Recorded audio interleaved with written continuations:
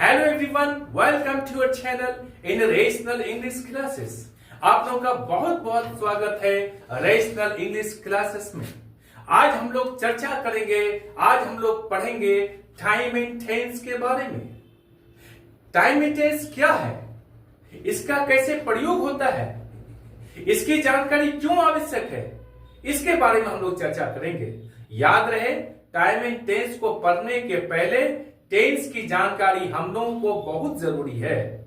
यदि हम लोग टेंस नहीं पढ़े हैं तो पढ़ लें, ताकि हम लोग टाइम एंड टेंस को आसानी से समझ लें और हम लोग समझकर उसका प्रयोग करें।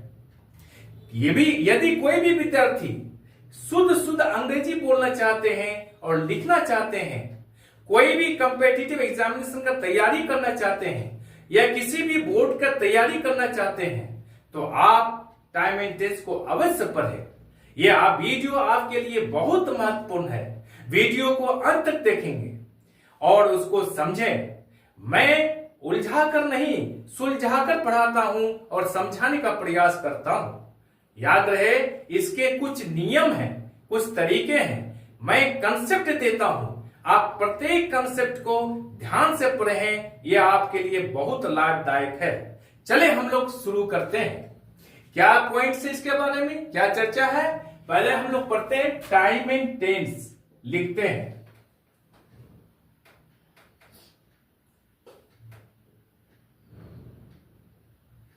Time and tense, time and tense क्या चीज है? याद रहे, टाइम एक नॉन ग्रामेटिकल वर्ड है, टेंस एक ग्रामेटिकल वर्ड है। बगैर टेंस की जानकारी के हम लोग एक कदम भी आगे नहीं बढ़ सकते हैं। इसलिए टाइम एंड टेंस की जानकारी बहुत आवश्यक है। अलग अलग विद्वानों ने, अलग अलग ग्रामेरियंस ने अलग अलग उसका डिफाइन किया है। अधिकतर ग्रामेरियंस का कहना है कि टाइम एक नॉन ग्रामेटिकल वर्ड है, टेंस एक ग्रामेटिकल वर्ड है। अब उसको हम लोग क्या कहेंगे? जब हम लोग टेंस के अंदर टाइम के बारे में पढ़ते हैं, उसी को हम लोग टाइम एंड टेंस करते हैं। जब हम लोग टेंस के अंदर टाइम के बारे में पढ़ते हैं, उसे हम लोग टाइम एंड टेंस कहते हैं। उदाहरण से समझें आप लोग।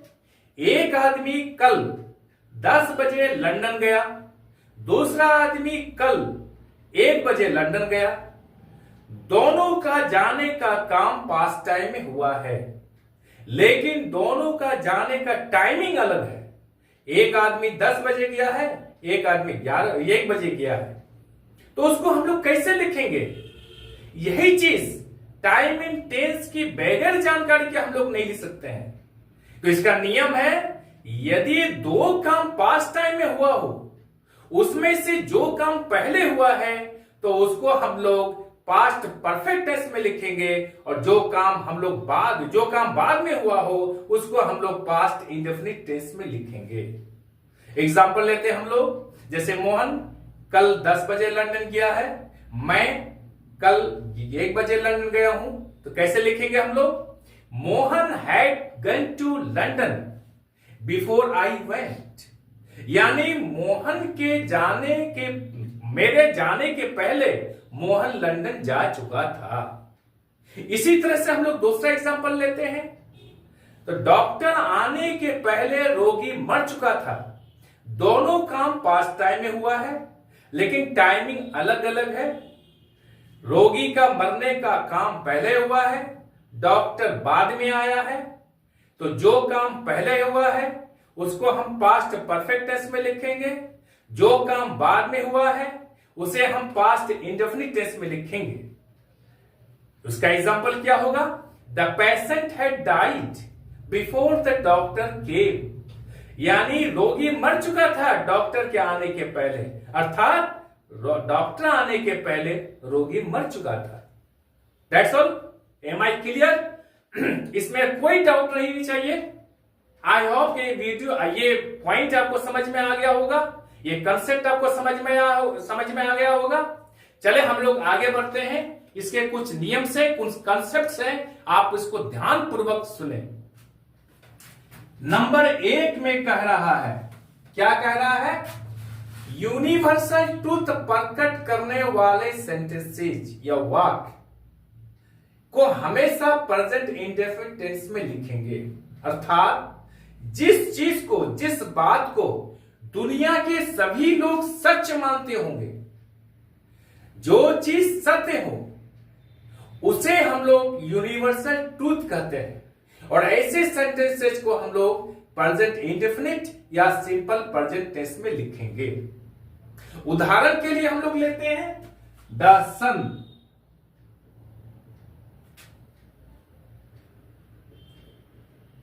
The sun rises in the east, यानी सूरज पूरब की ओर उगता है। यहां सन पूरब की ओर उगता है, ये बात सत्य है। दुनिया के सभी लोग जानते हैं कि सूरज पूरब की ओर उगता है। ऐसी बात को हमेशा हम लोग प्रेजेंट इंडेफिनिट टेंस में लिखेंगे। दूसरा एग्जांपल लेते हैं हम लोग, द अर्थ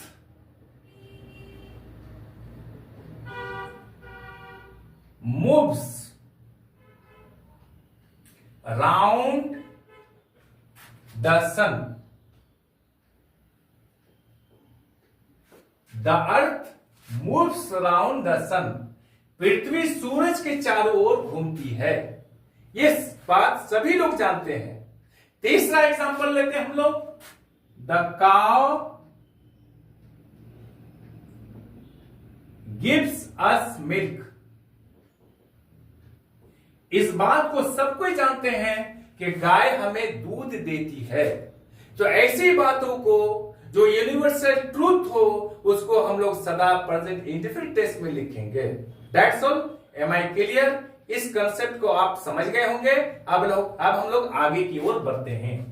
नंबर 2 में हम लोग पढ़ेंगे, जिस सेंटेंस में last week, last month, last year, yesterday, yesterday evening या एगो का प्रयोग हो, तो उसे हम लोग पास्ट इंडेफिनिट या सिंपल पास्ट में लिखेंगे।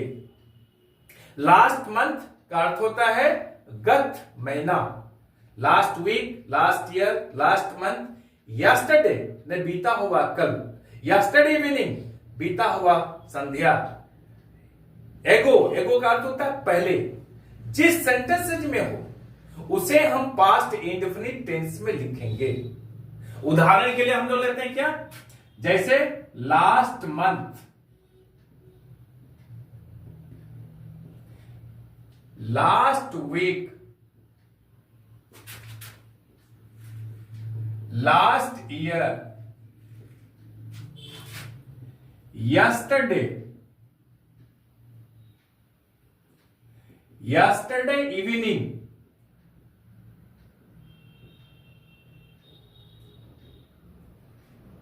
एगो का अर्थ होता पहले।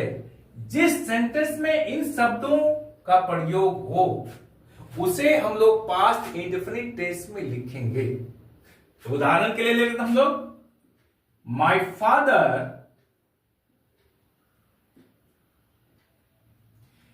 Came here last Monday. मेरे पिताजी पिछले यानी गत सोमवार को यहां आए थे। यहां पर क्या था, पास्ट इंडेफिनिट का प्रयोग सब्जेक्ट प्लस वर्ब टू, इस तरह से होगा। यहां पर पास्ट इंडेफिनिट का नियम है सब्जेक्ट प्लस वर्ब टू, इसलिए हम लोग लिखे यहां my father came here last Monday. मेरे पिताजी यहां पिछले सोमवार को आए थे। दूसरा एग्जांपल हम लोग लेते हैं, I lived here 2 years ago। एगो का अर्थ था पहले। मैं यहां 2 साल पहले रहता था। आई के बाद लिव्ड आया है, ये वर्ब टू है। पास्ट इंडेफिनिट में वर्ब टू का प्रयोग होता है सब्जेक्ट के बाद। अब हम लोग तीसरा कंसेप्ट को लेते हैं। हम लोग तीसरा कंसेप्ट यह है कि जिस भी सेंटेंस में already, yet, just, so far, till now, up to the present time, even now इत्यादि में से किसी भी शब्द का प्रयोग हो उसे हम लोग प्रेजेंट परफेक्ट टेंस में लिखेंगे। अर्थात हम लोग लिखते हैं ऑलरेडी, ऑलरेडी का स्पेलिंग ए एल होता है, डबल एल नहीं लिखिएगा, already, yet, since, just, so far, till now, up to the present time,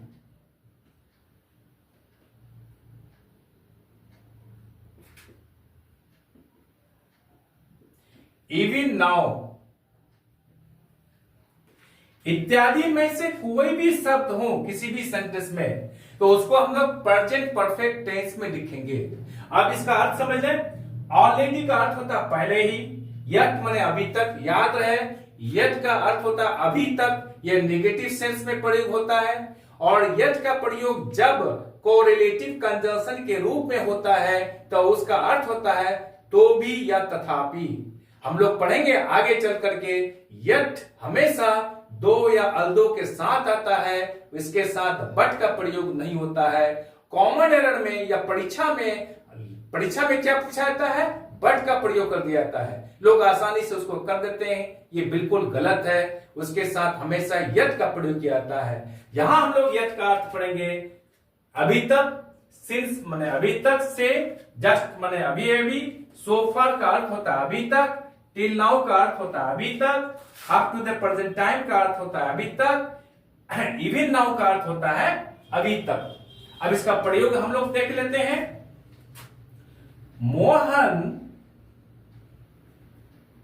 has not come yet, इसका अर्थ होता है मोहन अभी तक नहीं आया है।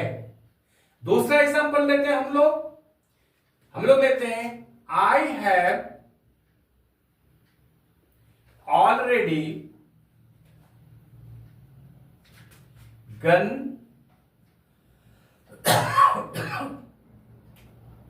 टू दार्जिलिंग।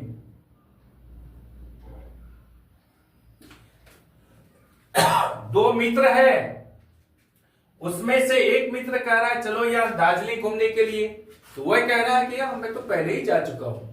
तो वह कहता है, अंग्रेजी में बोल रहा है I have already gone to Darjeeling, मैं पहले ही दार्जिलिंग जा चुका हूं। That's all. अब हम लोग आगे की कंसेप्ट लेंगे हैं नंबर 4। नंबर 4 में हम लोग पढ़ेंगे बीई। बीई के कई रूप होते हैं। क्या क्या रूप होते हैं? Is, are, am, was, were, been, been। इसके कई रूप होते हैं बी के। आवश्यकता अनुसार इसका प्रयोग किया जाता है। जैसे एग्जामिनेशन में आएगा आपका क्या, ही ब्रैकेट में रहेगा बी गोइंग। अब हम लोग कौन सा यहां यूज करेंगे? आवश्यकता अनुसार इसको हम लिख सकते हैं ही इज गोइंग, या फिर लिख सकते हैं हम लोग he was going. That's all. Am I clear? Be के कई रूप होते हैं, आवश्यकता अनुसार इसका हम लोग बी का रूप को प्रयोग करेंगे। चले हम लोग नंबर 5 पढ़ते हैं। नाउ NOW तथा एट प्रेजेंट PRESENT, ये दोनों शब्दों का प्रयोग प्रायः प्रेजेंट कंटिन्यूअस टेंस में किया जाता है। उदाहरण के लिए हम लोग लेते हैं now I am reading a newspaper. अभी मैं न्यूज़पेपर पढ़ रहा हूं। दूसरा एग्जांपल लेते हैं हम लोग। At present Mohan is living in Mumbai. अभी मोहन मुंबई में रह रहा है। Am I clear? I hope कि आपको बिल्कुल समझ में आ गया होगा। आप चैनल को लाइक और सब्सक्राइब कर दें और बगल वाले बेल आइकन को दबा दें, जिससे कि हर आने वाला वीडियोस का नोटिफिकेशन मिलता रहे आपको। आप लोग खुश रहें, पढ़ते रहें, आगे बढ़ते रहें। बाय।